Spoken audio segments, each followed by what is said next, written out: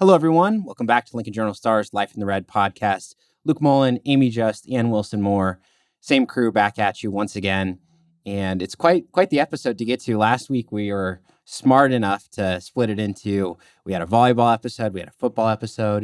It was nice. Things were happening. And then the week happened. So much going on. We had a great volleyball event here that we'll get to real quick. Of course, Husker football season opener. Now we're fully into the next week. So things have happened. We got to talk about them.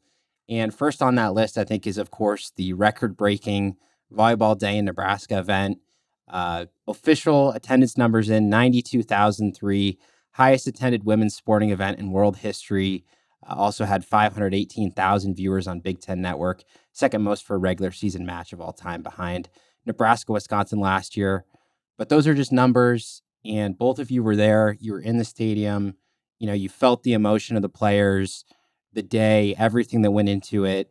Obviously, we're about a week removed from it, but how fresh is some of that emotion that you felt from that day? Yeah, it's still wild, the amount of texts and calls and, national outlets hyperlinking our stuff that I've, been told about.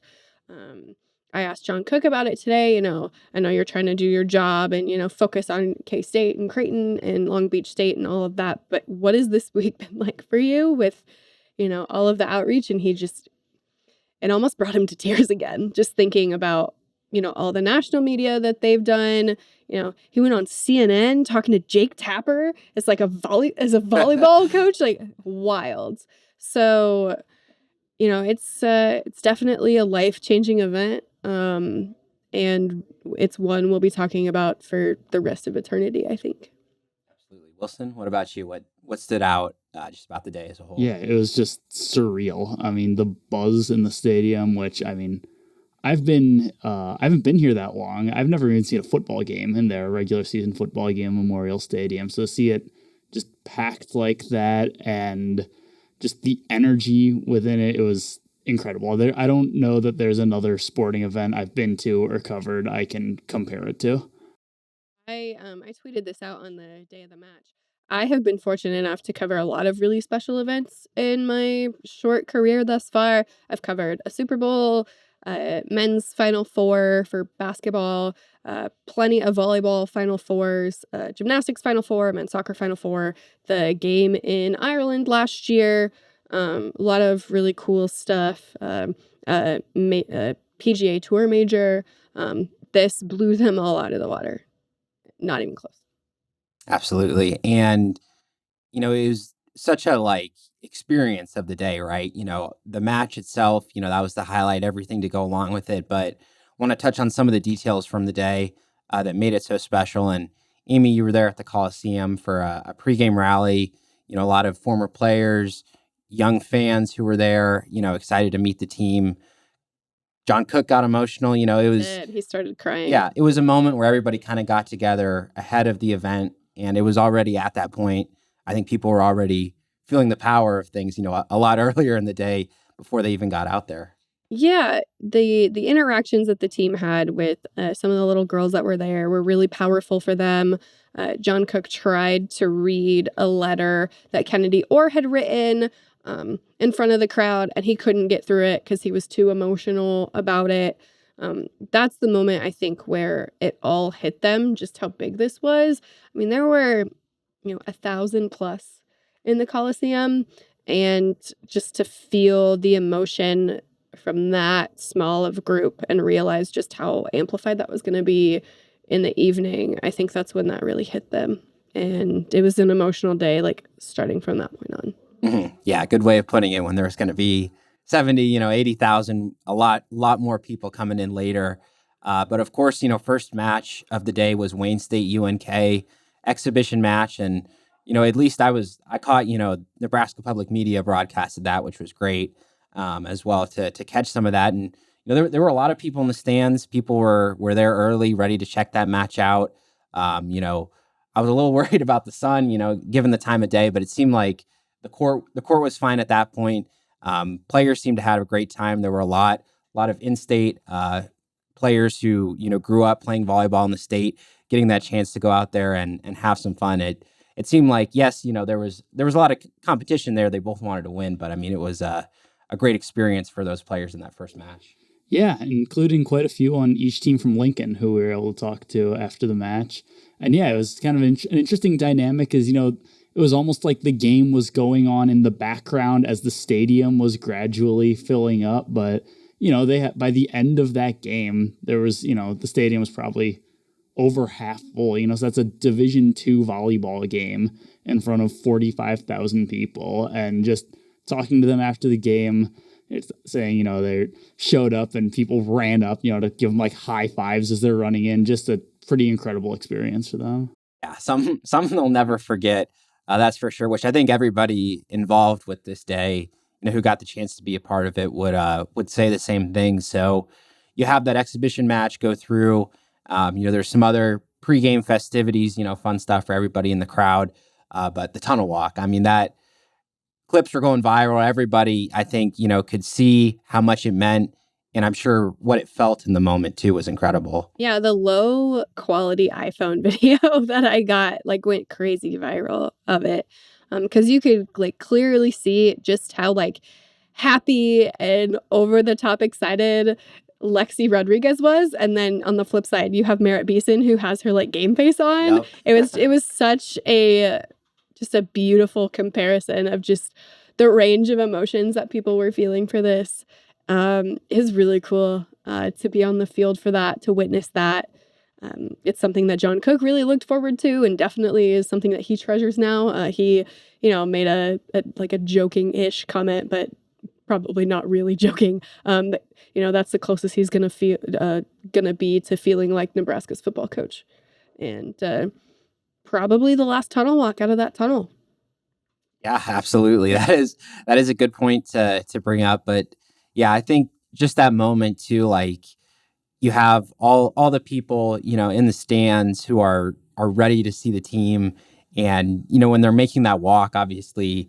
Football players have talked about this. You can hear everything. You can feel vibrations. I mean, I can only just imagine the energy they were feeling there. So credit to Merritt Beeson for somehow, playing it cool, acting like she didn't feel the moment. I don't blame any of the other players for smiling, enjoying, thriving in it. Because what an opportunity and a moment that was, just to start things off and get everybody out there, get them ready to go. And there was a match. There was an actual match was played there. Nebraska swept Omaha 3-0. In terms of the actual play of the team there, just from my first chance to watch a full match, I thought Bergen Riley looked excellent. I'm sure, you've seen that the first two matches. That won't be anything of a surprise for you. But freshman middle blocker Andy Jackson, stat from our Brent Wagner, 8 kills on 12 attempts in that match. Lexi Rodriguez, excellent as usual, 3 aces. 14 digs. None of the sets got too close. They were pretty comfortable for most of them, but Omaha is still a solid challenge for them. Yeah, absolutely. I think Omaha, even though their record definitely doesn't show it just yet, I think they're going to be a really, really good team this year. They've played a really tough non-conference slate. So, yeah, they're definitely going to be a team to watch out for, potentially making an NCAA tournament bid for those guys, which would be really cool. I think Matt Buttermore has done a great job there. But yeah, it definitely a weird match. Statistically, there were some highlights, but, again, with the elements and, everything going into it, definitely wasn't the best match for Nebraska. But, also, who cares? Right. I mean, who cares, right? They got those things figured out on Sunday when they weren't having to deal with the wind, played a pretty good match against Kansas State. And then they have Creighton coming up here on Wednesday, and then Long Beach State this weekend. So big stretch for Nebraska.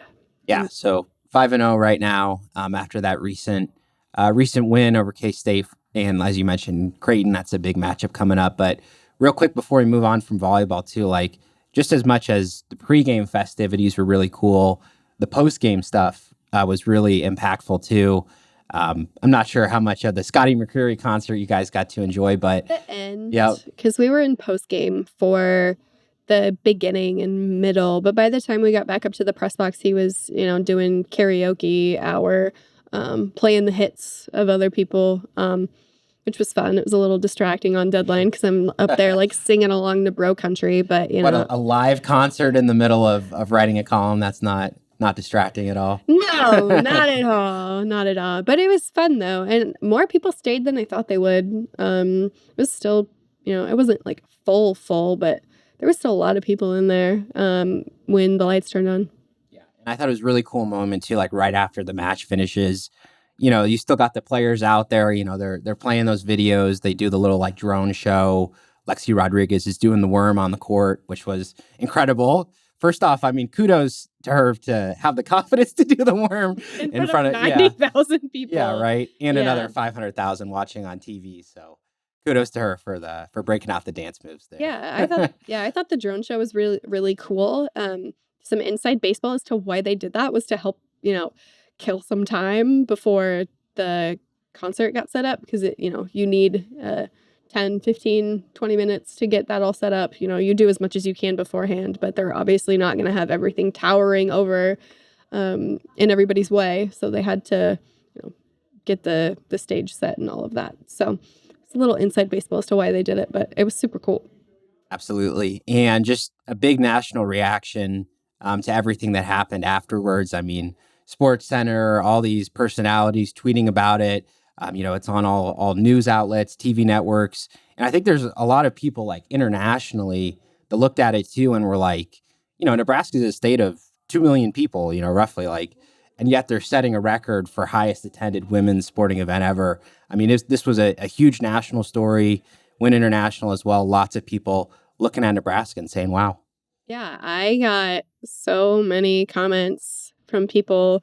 My column from the match was, aggregated by a bunch of different national outlets, including Peter King. For those of you guys who have followed him since his Sports Illustrated days, like he put it in his column saying that, it was one of the best things he's ever seen and he wasn't even there. Like, that's crazy to think about. Like I said earlier, John Cook went on CNN.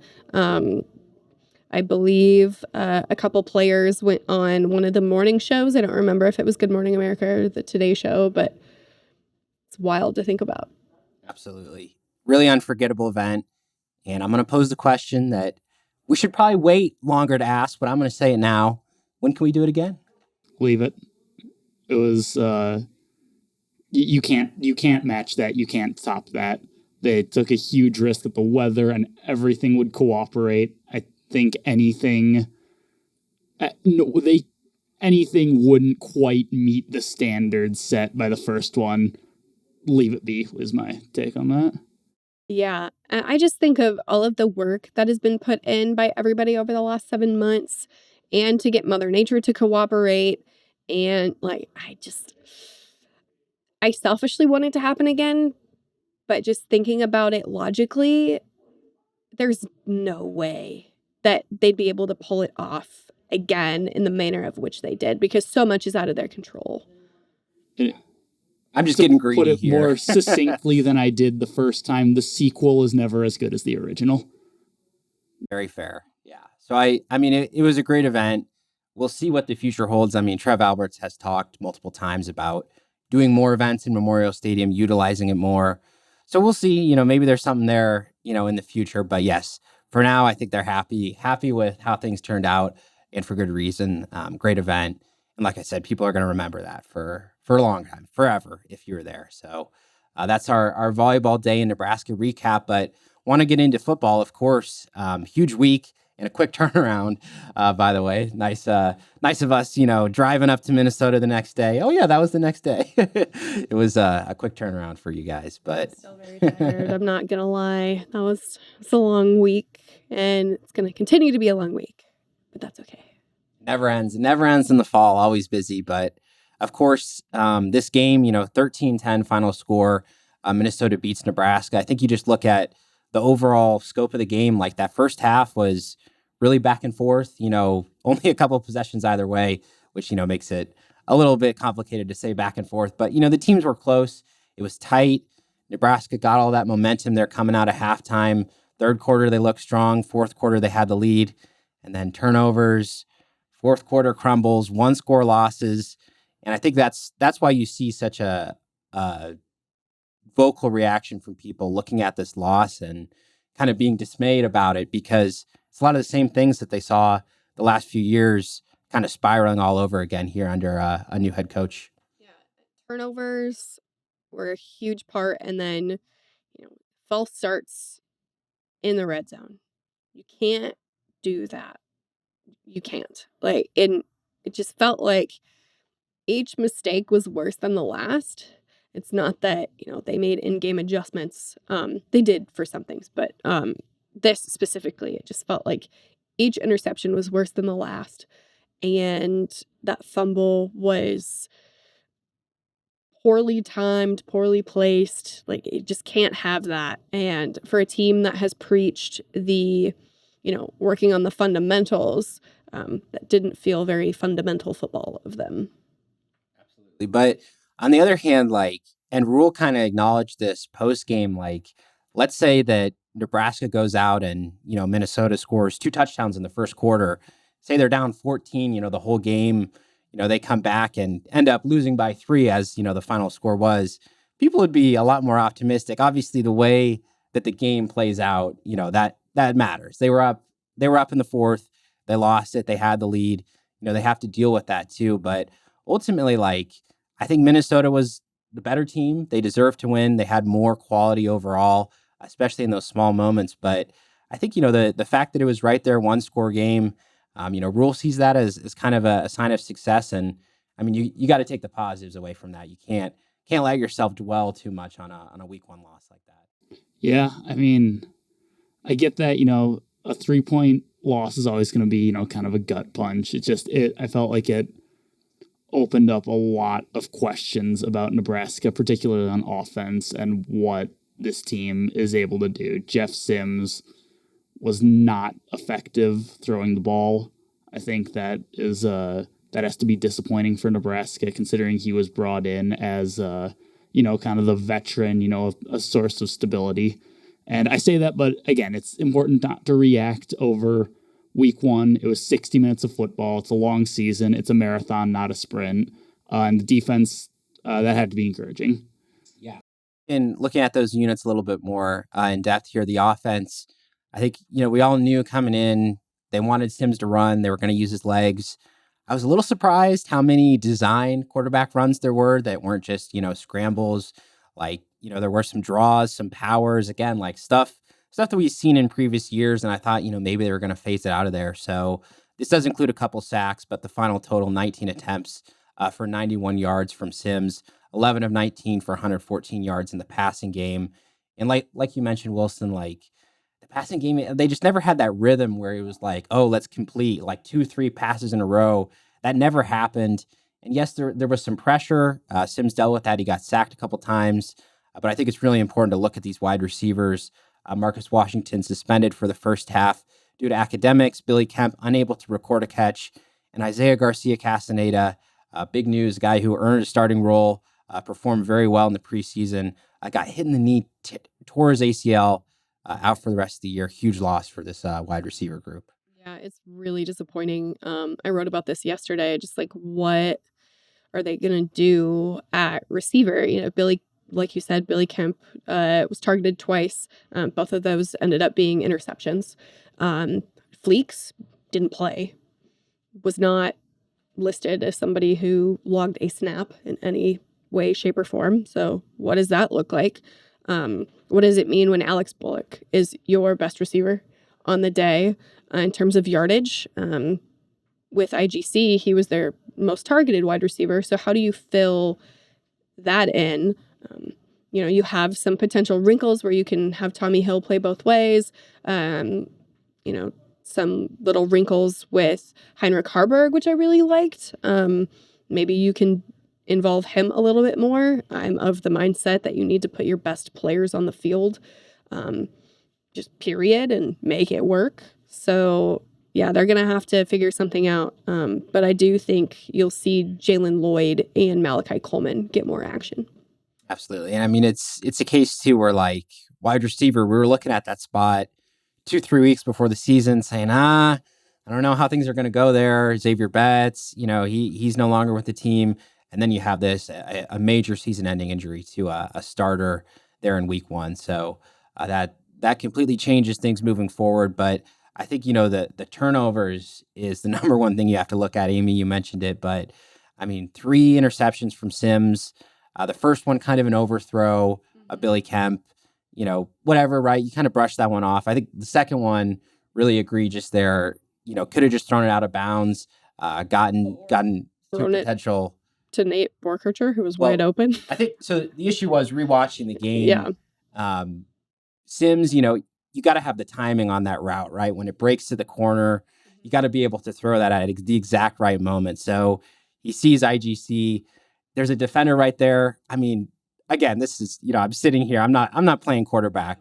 The defender's close. Like, I don't think he should have thrown the ball, but it's understandable. He threw it in the window that he had, and then Borkature is open right there, in that split second. So if you just held it another half second, it would have been easy, go to your second read, hit Borkature right there. So I think going through those progressions, making sure that he's able to know on every single play, look here, look there, have the time to do so too. I think there's potential to get that smoothed out really quickly, but at the same time, there's people looking at that and saying, well, he struggled 2 years at Georgia Tech. He's thrown a lot of interceptions. Is this just something that Nebraska's going to have to live with? Yeah, I think he needs to disguise his eyes. The third pick, especially, he locked in on Billy Kemp, and the defense read him like a kindergarten picture book, I think is how I phrased it in my column. Like, very easy, just keyed in on it and took advantage of it. And you can't do that. You cannot stare somebody down like that and not expect to have somebody jump in front of it. So, and that was, that one hurt.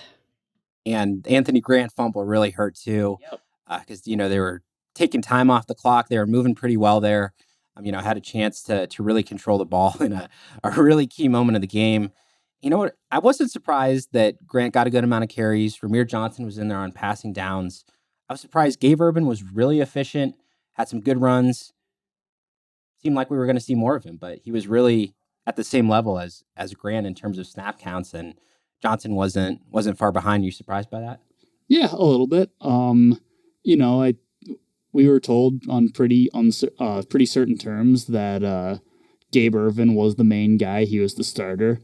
There's also, the fact that we know Anthony Grant is very talented and he was going to get onto the field in some way. I think the biggest surprise came from that fumble, just because it's well documented throughout camp. Anthony Grant had, he had issues with fumbling. I don't know why that guy is on the field, when you have to protect the lead, where the worst possible thing that can happen is a fumble. And so I get Nebraska doing its kind of rotation. I just thought that was surprising that the guy whose biggest problem is fumbles was on the field at that point.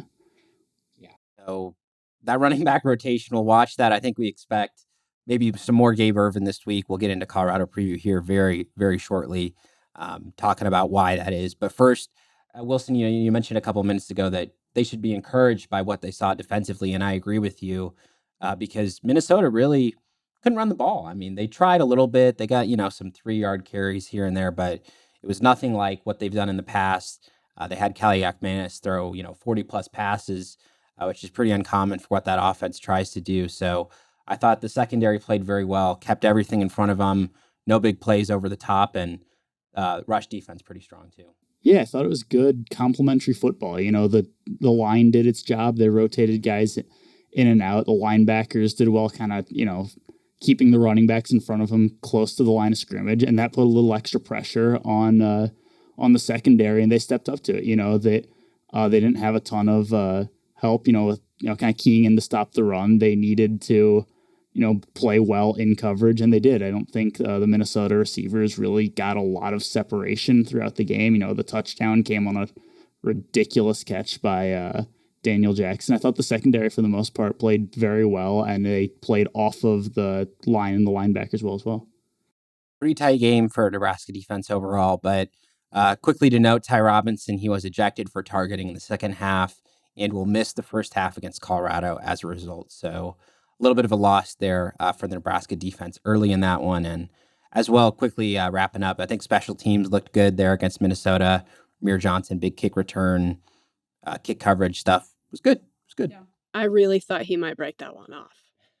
He was really close to breaking that one off. So I'm going to be watching him moving forward, because if you come that close once, odds are you might come close again. So we'll see if he can do it this week, which need it. Yep. That Nebraska's going to need any advantage they can get going on the road to Colorado. It is 11 a.m. Central kick, 10 a.m. Mountain Time, local time out there. And there's already a lot of hype, rivalry matchup, the whole Rhule, Deion Sanders, first-year coaches rebuilding their programs.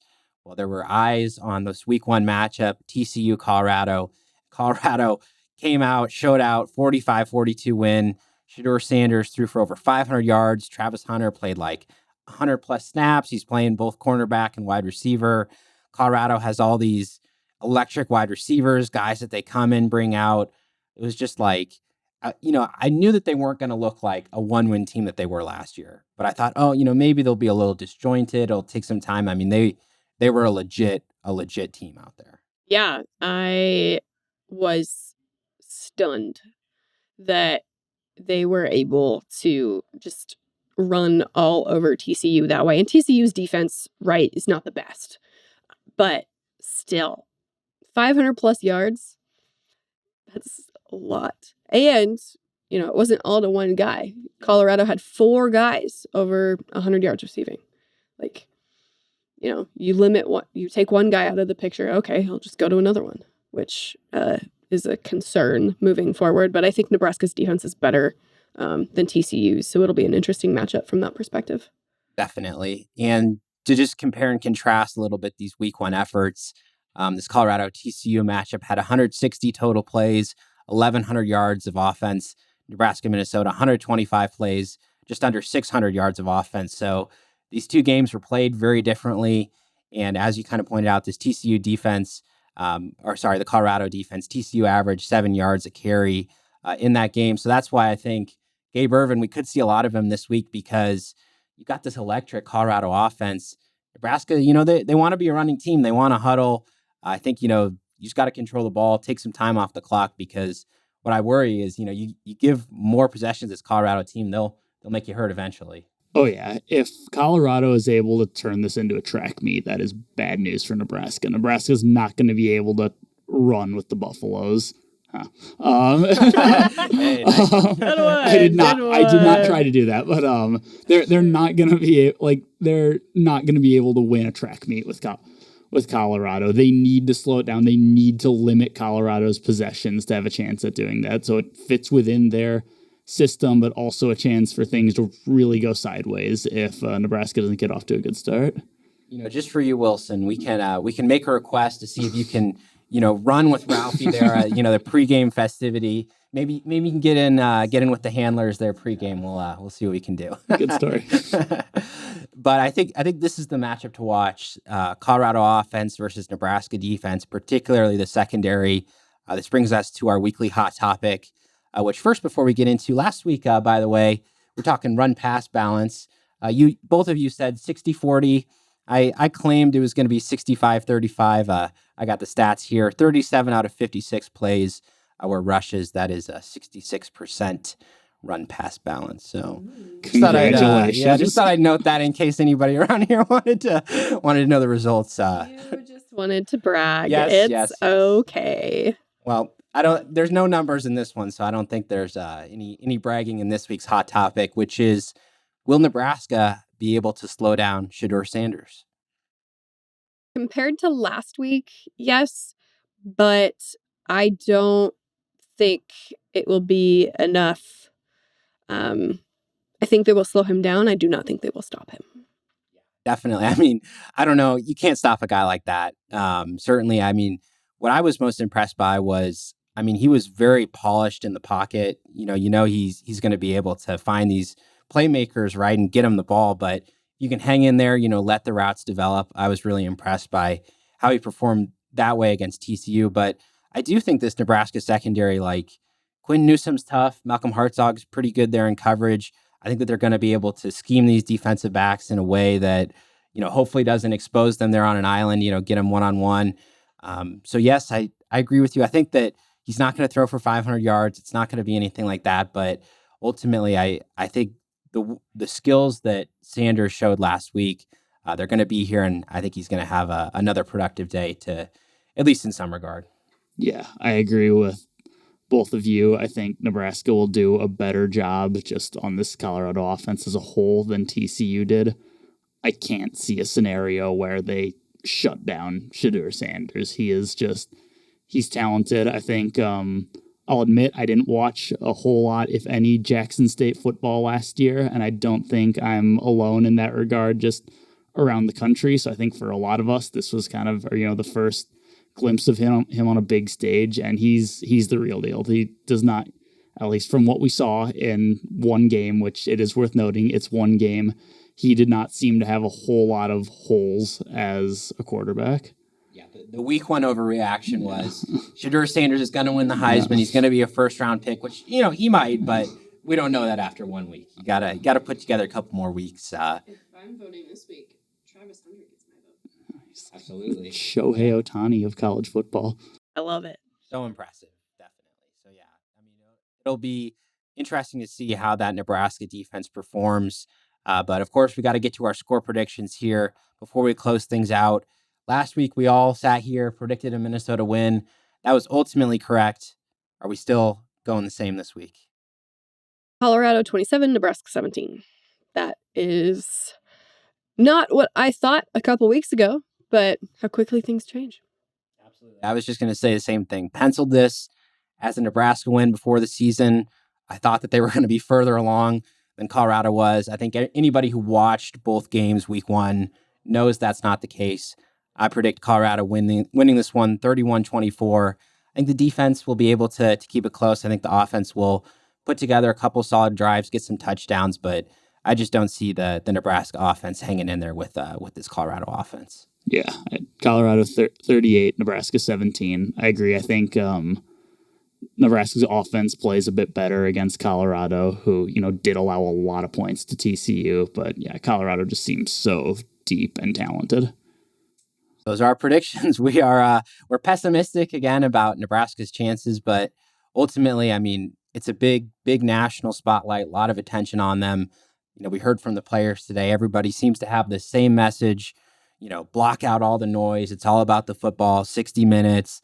It doesn't matter who your opponent is, just a name, just a player, all this stuff. They're trying to lock in. They're trying to keep all this noise out and just focus on what they can, because there's still a lot of belief in this team. That's very clear. Yeah, and I think, like I said earlier in the season, or in the offseason, I think Nebraska will be better. I do not know if it will translate into more wins.